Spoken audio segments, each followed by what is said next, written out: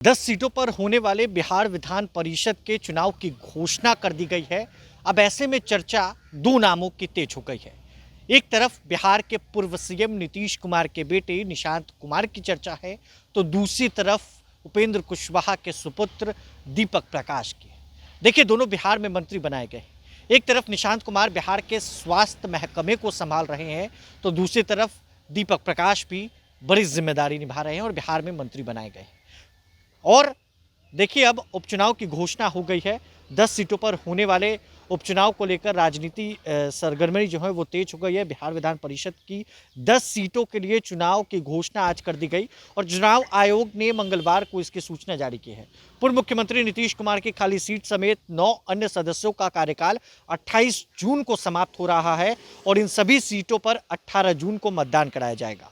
लेकिन गौर करने वाली बात यह है कि दो ऐसे सीट उपेंद्र कुशवाहा के बेटे दीपक प्रकाश भी एमएलसी बना सकते हैं और निशांत कुमार भी एमएलसी बन सकते हैं। देखिए, 10 सीटों पर होने वाले चुनाव को लेकर राजनीतिक गलियारों में चर्चा है। सत्ता पक्ष और विपक्ष दोनों खेमों की तरफ से उम्मीदवारों को लेकर लगातार बैठक हो रही है।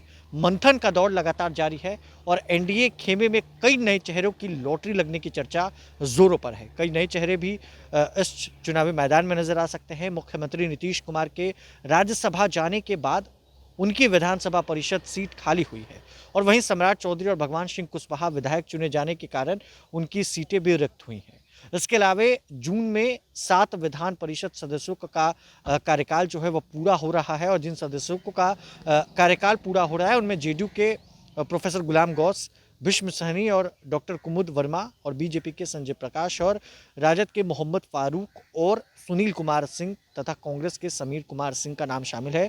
राजनीतिक विश्लेषज्ञों का मानना है कि जेडीयू की ओर से निशांत कुमार को विधान परिषद भेजा जाना लगभग तय माना गया है। वहीं रालोमो प्रमुख उपेंद्र कुशवाहा के बेटे और पंचायती राज मंत्री दीपक प्रकाश को भी विधान परिषद भेजे जाने की चर्चा तेज है।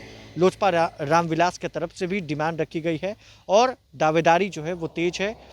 पार्टी के पास कुल 19 विधायक हैं। ऐसे में बीजेपी और जेडीयू को अपने कोटे से सहयोगी दलों को समायोजित करना पड़ सकता है और दीपक प्रकाश और निशांत कुमार को लेकर दोनों की चर्चा खूब तेज है। कार्यकर्ताओं की तरफ से भी लगातार डिमांड की जा रही है, चाहे वो राष्ट्रीय लोक मोर्चा के तरफ से दीपक प्रकाश को एमएलसी बनाए जाने की बात हो या फिर जेडीयू की तरफ से निशांत कुमार को एमएलसी बनाए जाने की बात हो। और देखिए, बिहार में वो मंत्री बनाए गए हैं और मंत्री अगर बिहार में बने उन्हें रहना है तो उन्हें एमएलसी बनना बेहद ज़रूरी है। तो ऐसे में अब एमएलसी निशांत कुमार और दीपक प्रकाश बिहार में बनाए जा सकते हैं। बने रहे प्रभात खबर डिजिटल के साथ। बहुत बहुत शुक्रिया। प्रभातखबर.com, विश्वास वही, रफ्तार नहीं।